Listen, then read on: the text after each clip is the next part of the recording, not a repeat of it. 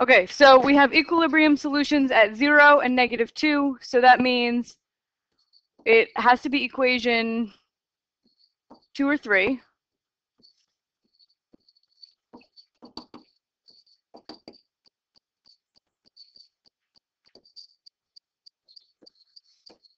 Equations 2 and 3 have that.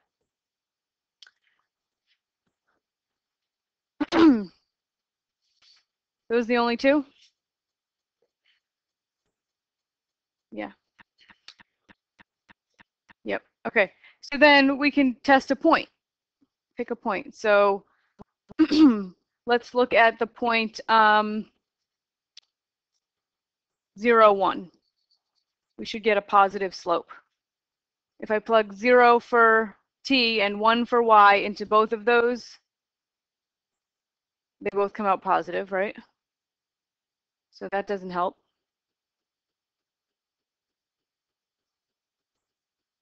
What if I plug in 0, -1? It's supposed to come out positive. If I plug in a -1 for y into this equation, I get -1 plus 2, which is +1. And here I get 1 plus 2, which is 3. So what? Oh, you're right, it would. It would be 1 minus 2, so this is -1. So it can't be 3.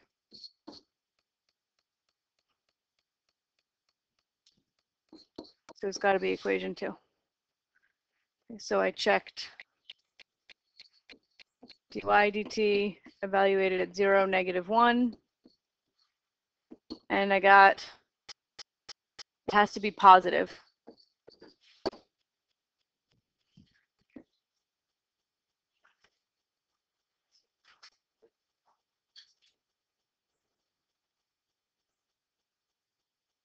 All right, so let's look at slope field C.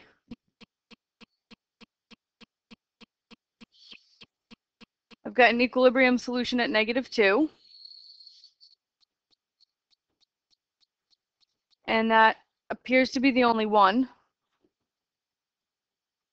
So which of these equations has its only equilibrium solution at y equals -2?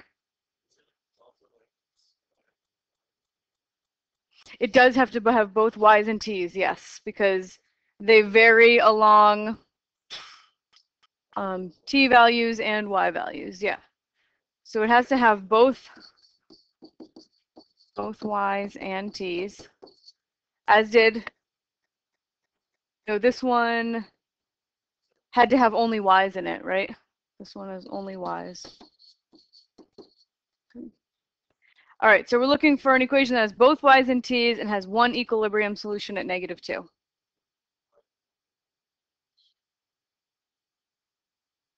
Right, y can't be in both terms, otherwise 0 would also be an equilibrium solution, right? So we eliminate anything that has just y's or just t's.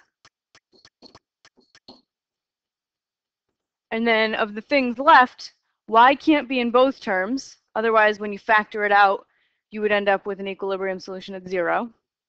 So it can't be this one. So it's got to be 6 or 5.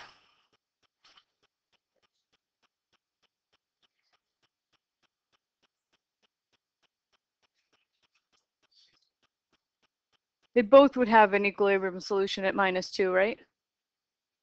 5 and 6? Yeah.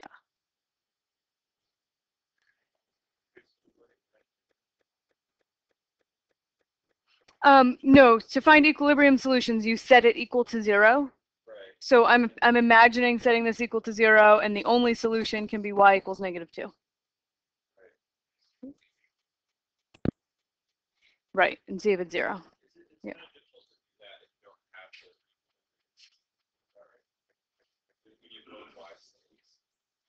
So it can be. In this case, you can factor out the t, so that you would say, well, t times 2 plus y equals 0, and then set each factor to 0.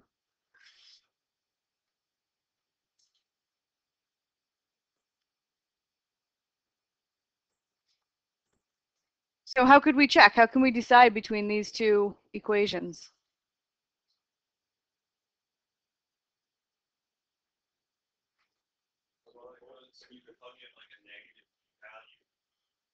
Yeah.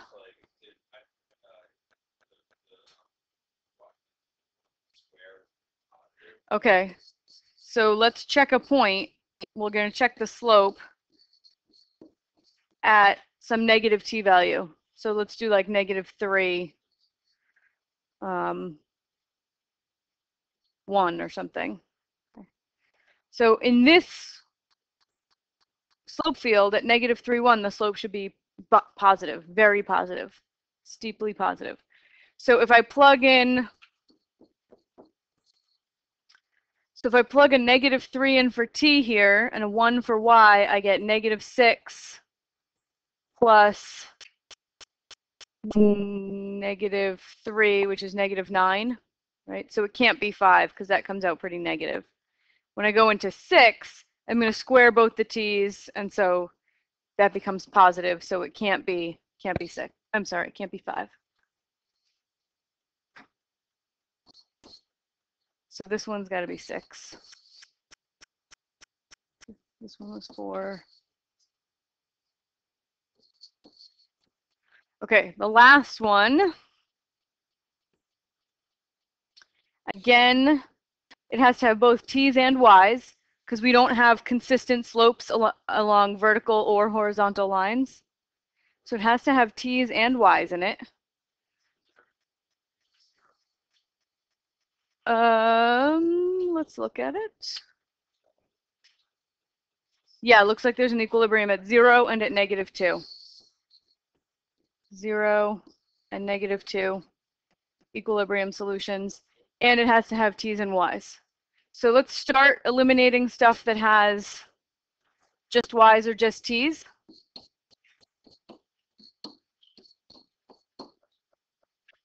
And then it has to have -2 and 0, which means there has to be a y in both terms, right? Kind of the opposite of the argument we just did. In order to get an equilibrium solution of 0, you have to have a y in both terms so that when you factor it out and solve, y equals 0 ends up being a solution. So it can't be this one. Oops. Yes, right. Can't be that one, can't be that one. Can only be 7.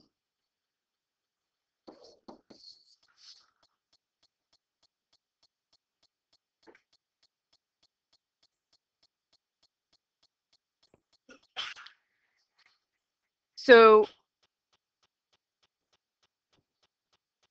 for me, the first steps are determine whether your equation has just t's, just y's, or both t's and y's.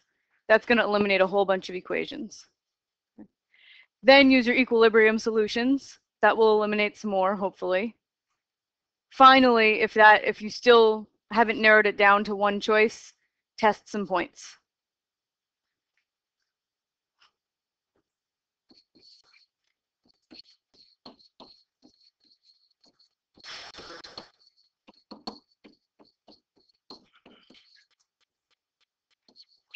So if the equation has just t's in it, then the slopes will be constant along horizontal lines, right?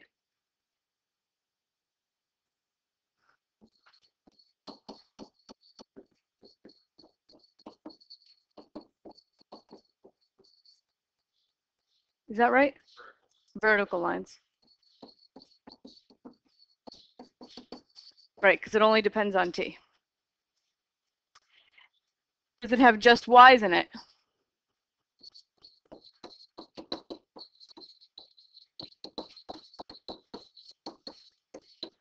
If that's the case, we're going to have slopes constant along horizontal lines.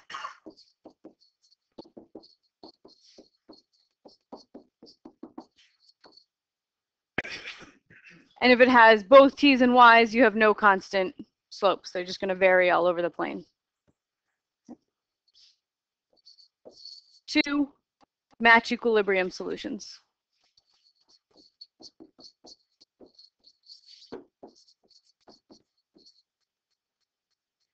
Okay, so you're going to have equilibrium solutions at like y equals some number. If you plug that number into your equation for y, it has to equal 0.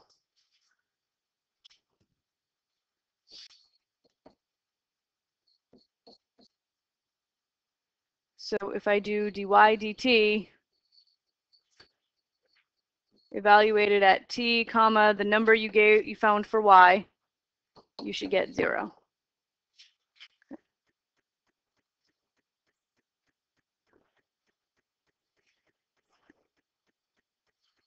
And then last, evaluate the slope at a few points.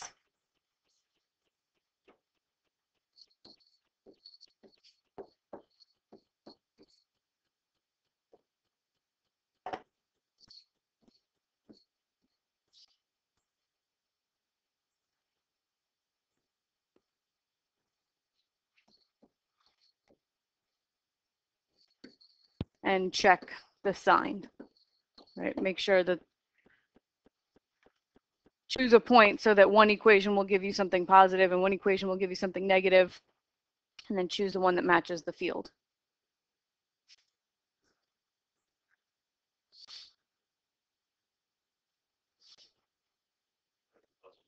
Yeah, process of elimination.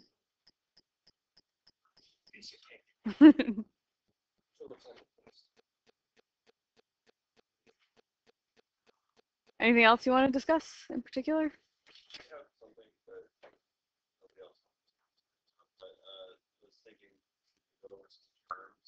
Sure.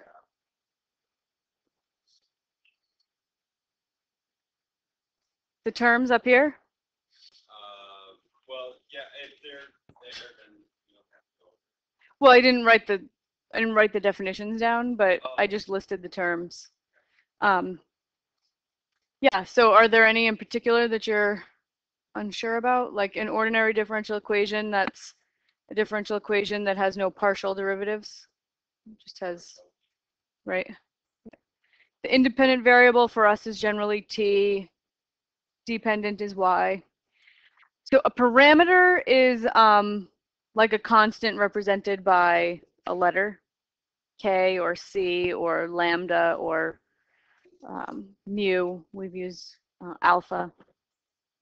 So it's a constant represented by a letter, and often we like investigate what happens as we change the value of that parameter. Initial condition, that's y of 0. First order, what does that mean? First derivative, yep. Equilibrium solution, places where the differential equation equals 0. An initial value problem is an ODE plus an initial value. Qualitative analysis, so that's like when I ask you to sketch graphs without actually knowing any numbers. General solution, that's when you solve an ODE and it still has a parameter in it, like a C or a K, a constant. A particular solution is when you give that value, give that parameter a value. Linear, so a differential equation that's linear has to be linear in which variable? The y, yeah. Has to be linear in the dependent variable. Separable, when you can get all the t's on one side and y's on the other. Autonomous, anyone remember that one? Just y's. Yeah, if it's just y's, it's called autonomous. Slope field, you know what that is. Analytically, so if I ask you to solve an equation analytically, I'm asking you to do algebra and integrals and stuff to find the solution. Euler's method, yeah, we should know what that is this morning anyway. And step size, it has to do with Euler's method. It's the size of the steps as you march forward solving the ODE. Error, actual minus predicted, actual minus approximate. The existence and uniqueness theorem tells us that solutions exist and are unique if the right-hand side of the differential equation is nice enough. Yeah. And by nice, we mean it has to be continuous, and it's partial with respect to y. It's also continuous.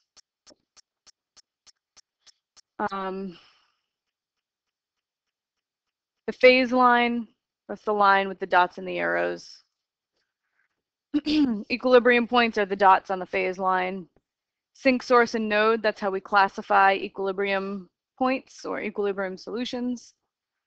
A bifurcation, that's the place when you're looking at a family of differential equations that has a parameter in it.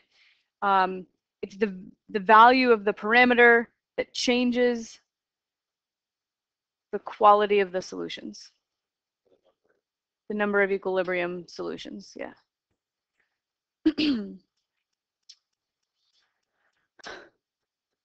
One parameter family, that's the differential equation with a parameter in it. Bifurcation value, bifurcation diagram, that's when you put phase lines in a set of axes, and you have the parameter is the horizontal axis and y is the vertical axis.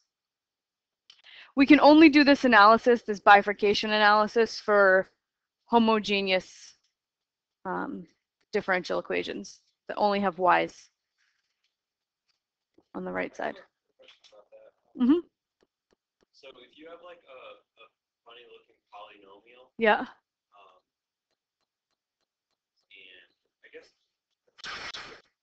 like, and if it has like different places where the maximum and cross the x-axis, yeah, those are different bifurcations. Yes. Okay. Yep. And if you get your y prime equals 0 and regular 0, find those.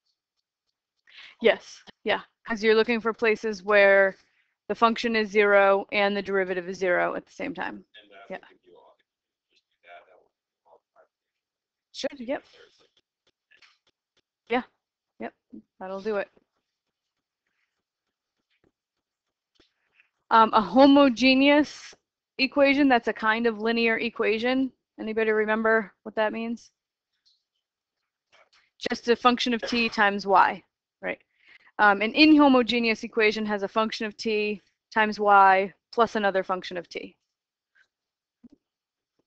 The associated homogeneous equation is when you just drop off the b of t term. Just drop off that plus the second function of y. Method of undetermined coefficients, that's one of our methods for determining the solution of a linear differential equation. Only works when the coefficient, when the function in front of the y is a constant. Steady state solution, that's not that important, but we saw an example of it where all the solutions tended toward the same function. And an integrating factor, that's another method that we have for solving a linear differential equation.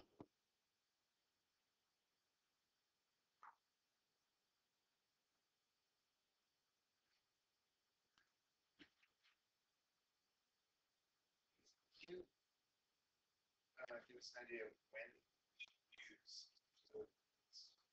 the undetermined coefficients and an integrating factor? Sure. So undetermined you can always use integrating factor. So that's kind of like, that will work for any linear differential equation. So integrating factor can be used for an equation that looks like this, dy dt plus g of t times y equals b of t. Right? If you can make your equation look like that, integrating factor is a good thing to use. Now, if g of t happens to just be a constant, right? So if g of t just equals some number like a, you can use undetermined coefficients.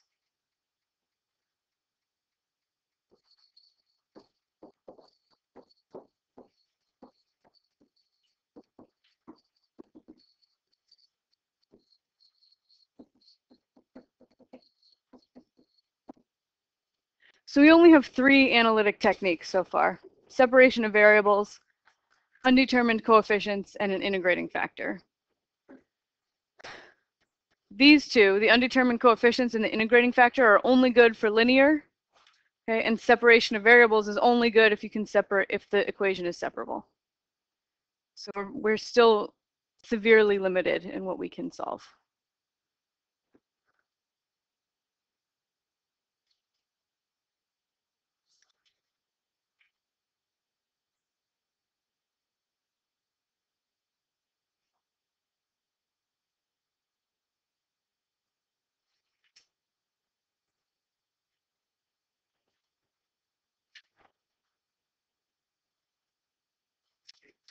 Okay, so we have a vat containing cherry cola. It has a mixture of 450 gallons of cola, which is just like fizzy water, and 50 gallons of cherry syrup. So cola is added to the vat at the rate of 7 gallons per minute, and the cherry syrup is added to the tank at a rate of 3 gallons per minute. So we're adding pure cola and pure cherry syrup. So we have two sort of faucets leading into our vat. So it might be helpful if we draw a picture,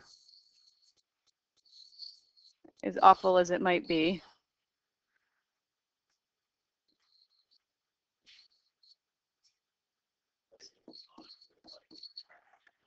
Yeah.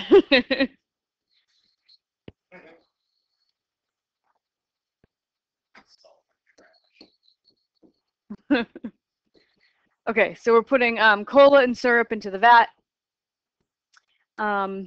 At the same time, cherry cola is withdrawn at the rate of 10 gallons per minute. So we also have an outlet, which is the mixture leaving. So cola goes in, syrup goes in, mixture comes out. Okay, so assume that the cola and syrup are well mixed in the vat. So we're going to write an initial value problem that describes the amount of syrup in the tank. So we're going to let that be S. The amount of syrup in the tank is S. And it's a function of time. Okay. We're going to write a differential equation because what we're given are rates. So I'm looking for ds dt, which is the rate of change of the amount of syrup with respect to time. So that's going to be the rate that cherry syrup comes in. Rate syrup enters minus the rate syrup leaves.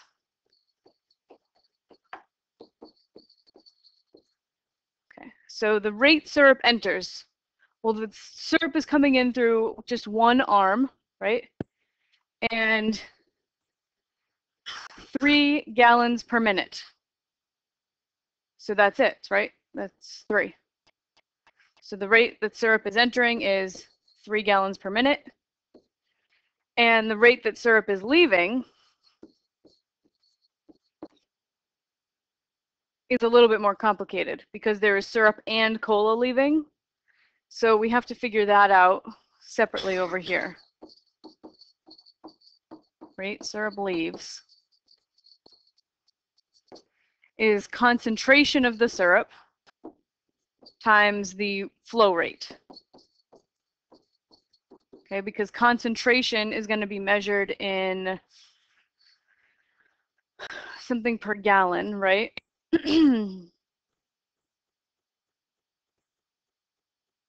Parts per gallon, or yeah.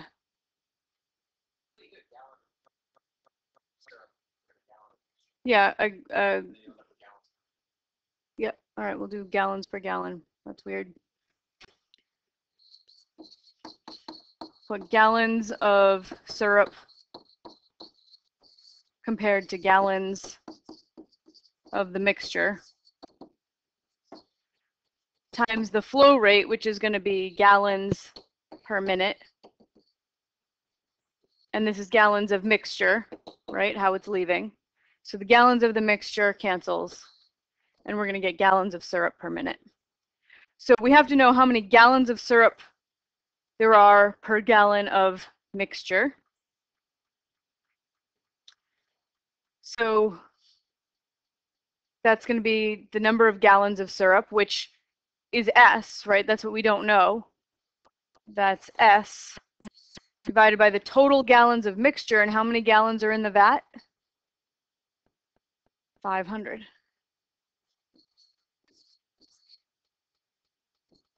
And then the flow rate that it leaves by is 10 gallons per minute. So I get 5 over 50 or 1 over 10. S over 50. Thank you. S over 50 is the rate that the cherry syrup is leaving.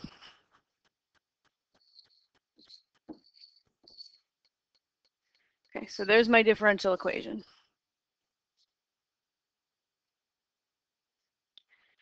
However, it says write an initial value problem, so I still need an initial condition.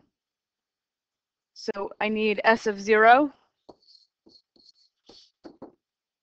Say it again. 50 gallons. They told me I started with 50 gallons of cherry syrup.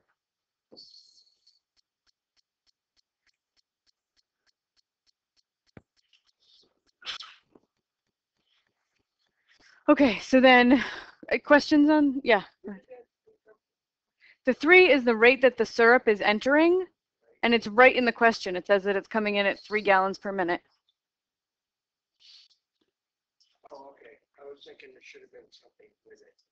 Yeah, because the equation is dsdt, which is the rate of change of syrup with respect to time. And it says cherry cola is cherry syrup is added at 3 gallons per minute, so they just gave it to us. Often we have to do a little more work for that, like multiply concentration times flow rate. Yeah. Any other questions on how we got that? All right, so part B is to sketch the phase line and determine how much syrup will be in the tank over the long term. Okay, so here's my equation again.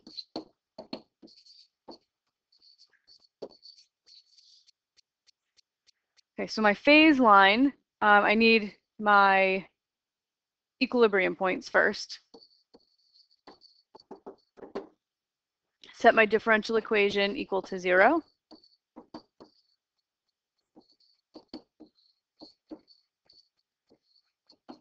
So I have one equilibrium point of 150.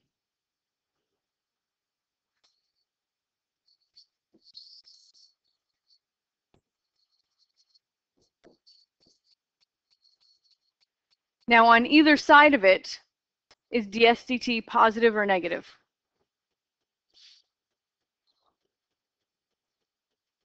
Positive below and negative above. Yeah, so if I plug in something smaller than 150, like 0, right?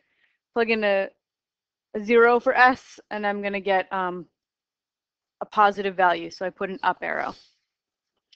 Plug in something bigger than 150, like 300, right? 300 over 50 is 6. 3 minus 6 is negative, so I put a down arrow for negative. So here's my phase line, which means that 150, my equilibrium point of 150 is a sink, because my solutions all gravitate towards that. So it does not matter what my initial condition is, my solutions will eventually gravitate towards the 150, which means that is the long run behavior of the amount of cola in the vat, regardless of how much we start with. Logically makes sense. The same amount Mm-hmm. Yes, it's going to approach some constant value. Yeah. So we would say the limit as t goes to infinity of S of t, the amount of syrup in the vat, is 150 gallons.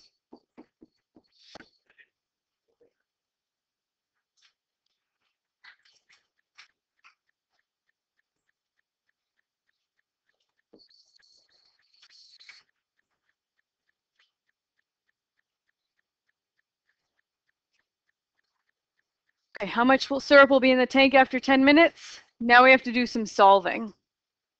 Okay, so rewrite the equation here, ds dt equals 3 minus s over 50. Uh-huh. You can if you want. Yep. Yep, because the coefficient on the s is 1 over 50, which is a constant. So we can use undetermined coefficients. I don't think you can. Can you?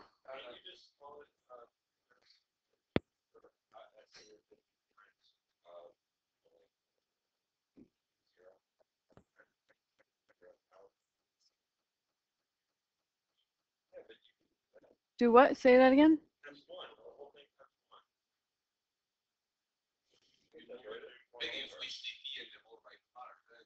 Well, yeah, you could do 1 over 3 minus s over 50. Yeah, we can do that. Yeah, you definitely can do that. And that's actually not that, it's not that ugly, right? We could do it. Maybe we'll do it 3 different ways just to practice. Okay. So integrate both sides. And this is going to come out to be the ln of 3 minus s over 50 that I need to offset the chain rule by doing what?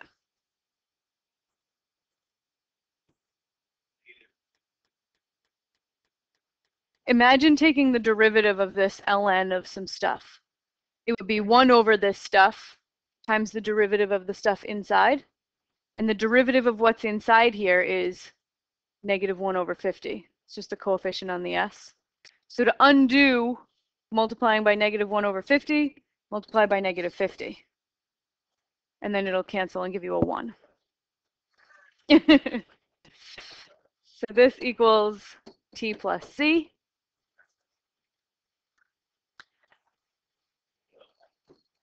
I'm going to divide both sides by negative 50.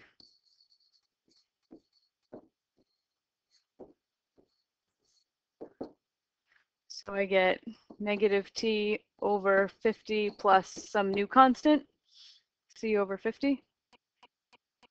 Thank you. All right, raise e to both sides. 3 minus s over 50 equals, we'll have some new constant, c2, e to the negative t over 50. Just doing that trick that we've been doing a lot. And now I just have to solve for s. So subtract 3 from both sides.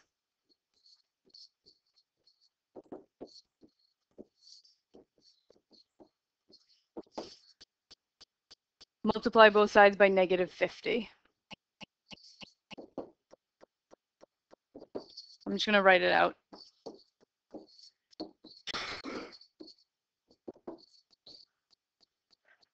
Distribute the negative 50. Yep, thank you. Okay, so now when I distribute the minus 50 times c2 is just some new constant, c3, e to the negative t over 50 plus 150. So there's my general solution. I do have an initial value that s of 0 is 50. So s of 0, when I make t 0, this is going to be c e to the 0, which is just c. So c3 ends up being negative 100. And now I have a general solution. S of t, sorry, my particular solution is negative 100 e to the negative t over 50 plus 150. There's my formula. But the question is, what's s of 10? So now I just have to plug in 10 and I'll be done.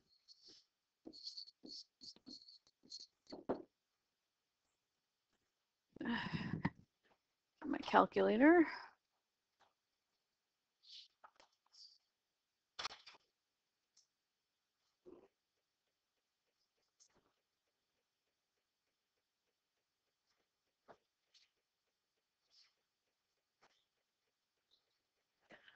Okay, so 100, oops, no, negative 100 e to the negative 10 over 50 plus 150.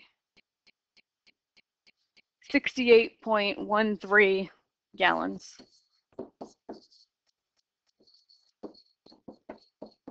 of syrup.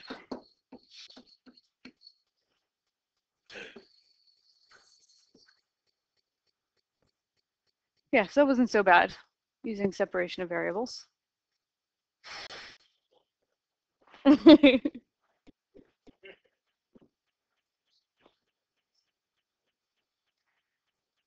You want to try undetermined coefficients? Just so we can practice?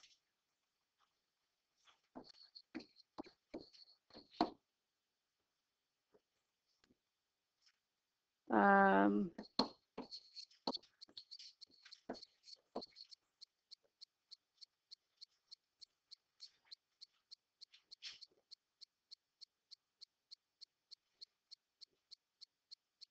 okay, remind me how it starts. What? Okay.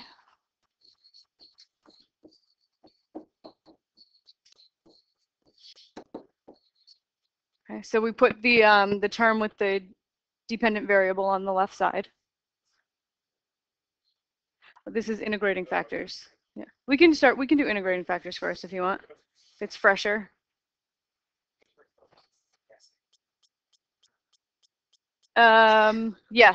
Yes, you start with guessing with undetermined coefficients. But this, you start by putting it in this form. Yeah, and then you guess based on this, right? So we're looking for a function that when I take its derivative and I add it to a 50th of itself, I get 3. So what kind of function should I use?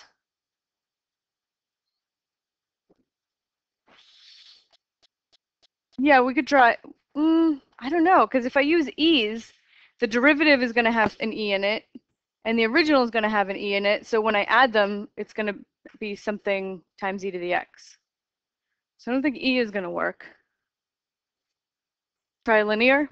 Why do you say linear?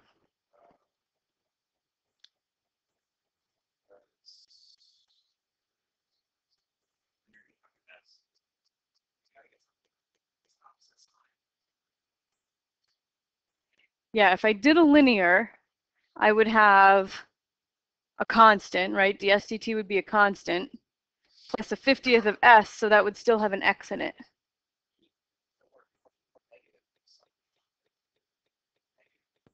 Oh. Okay, let's try alpha e to the negative x.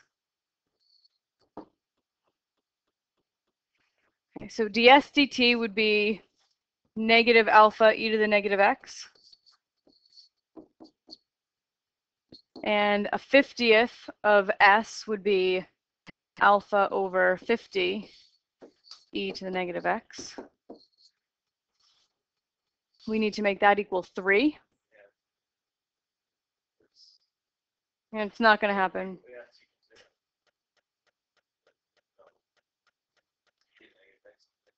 Right, right.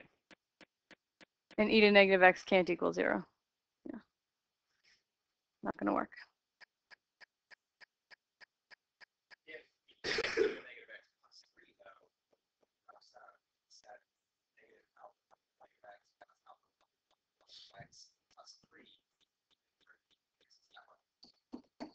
Like that?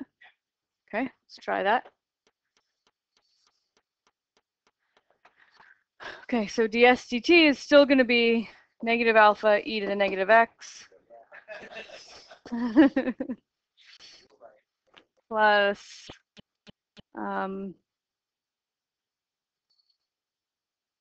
alpha e to the negative x over 50 plus 3 over 50.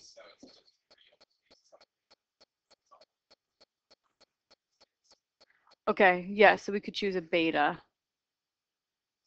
And then we need to make the e to the x's cancel and make that be 3. Yeah, so let's do that.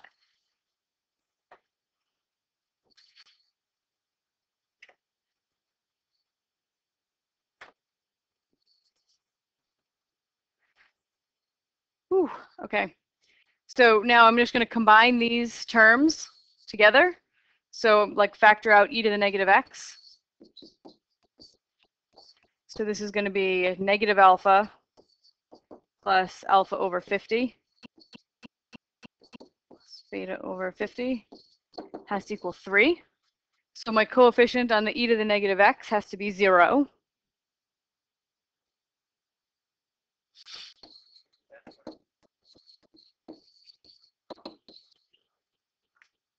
Alpha just has to be 0. Is that the only way to get it? Yeah, which actually makes this a constant. Does a constant work?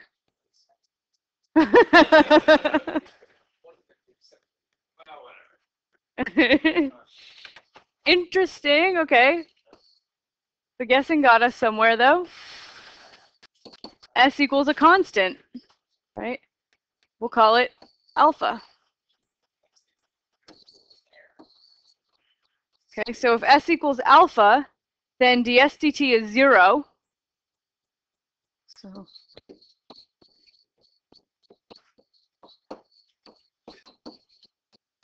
I don't like this green color. Okay, so ds dt is 0. S over 50 would be alpha over 50 equals 3. So alpha is 150. So we found S of t equals 150, which is the equilibrium solution, but we didn't find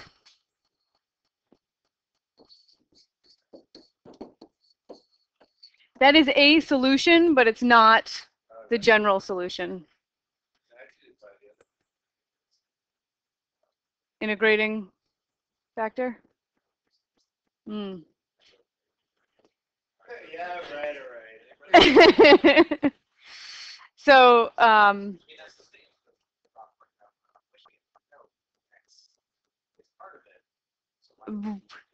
yeah, right. But well, because these are limited methods. Yep. Right. In this case, it just doesn't work.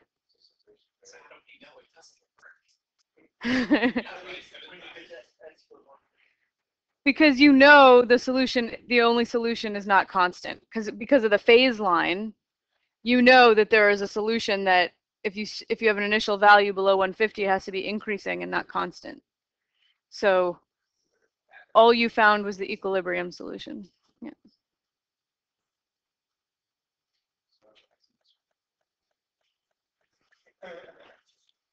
So I guess let's not bother with integrating factors if it comes out to S of t equals 150. There are basically, let's just take a look at what this graph looks like for various values of W. Thanks. Yeah, alpha. Okay, so I'm going to graph x cubed minus 2x squared. Okay, that's I gave you the first parts of the question where make alpha 2 and look at what happens. So you graph it. And it looks like it's got 2 critical values, a max and a min. So those are the places that the bifurcation is going to happen. So so I'm looking for places where this thing is 0 at a max or a min, when the max or min is a 0.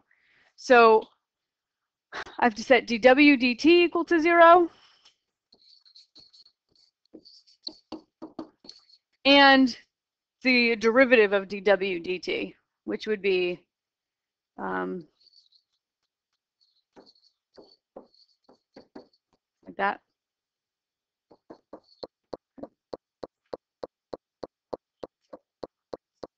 Or w double prime, yeah. Okay, so when I set this one to 0, I can just factor out w squared. And I get w equals 0 or w equals alpha. This might have been plus. That's an alpha, yeah. I think that the thing I gave you had a plus, didn't it? Yeah, because I think it came out as negative alpha. Yeah, I'm just doing alpha now. I graphed it with a 2 just to get a sense. So now I'm going to take the derivative, 3w squared plus 2 alpha w 0, factor out a w.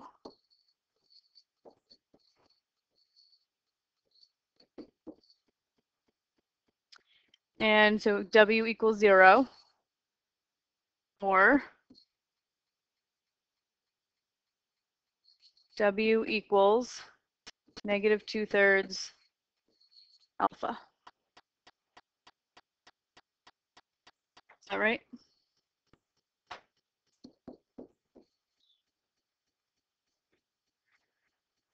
Okay, so those are going to be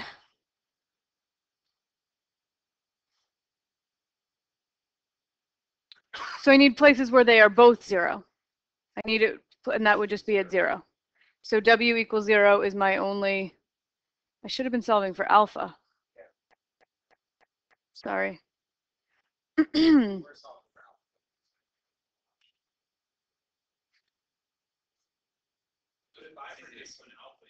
It bifurcates when alpha equals 0. Yeah. Yep. Yep. So yeah, it does.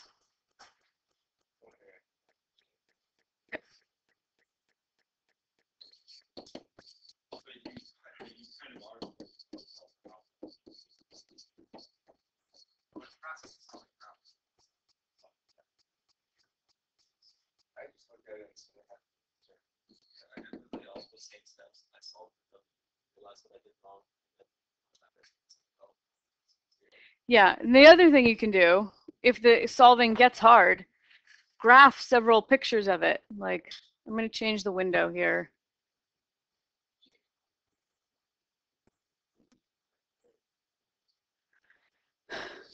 So right now I have 2 equilibrium solutions at w equals 0 and at w equals 2. So when I change my alpha value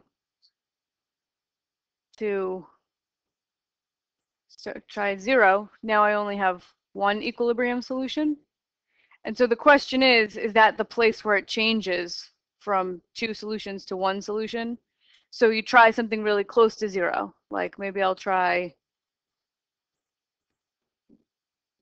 0.1. And then I'm going to have to zoom in and see if there's actually 2. Because it looks like 1, but if I do zoom in on this spot here.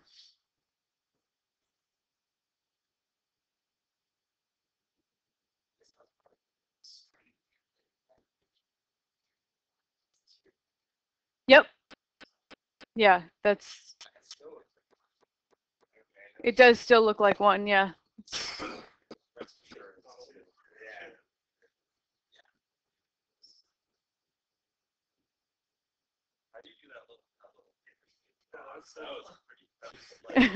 It's the first option in Zoom box.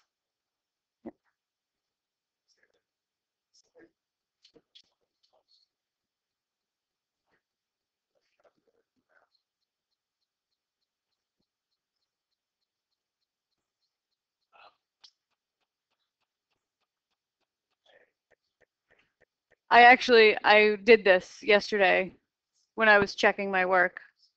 I graphed and graphed and graphed until I convinced myself. Oh my God.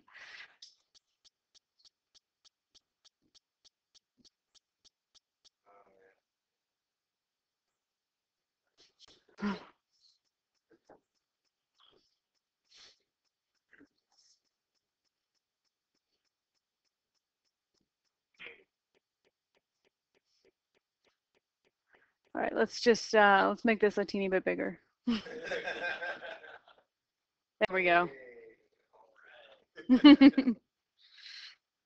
So, I mean, technically, we still don't know. The bifurcation value could be 0.1, right? Yeah, but because our algebra backs it up, we can go, okay, I think it's 0.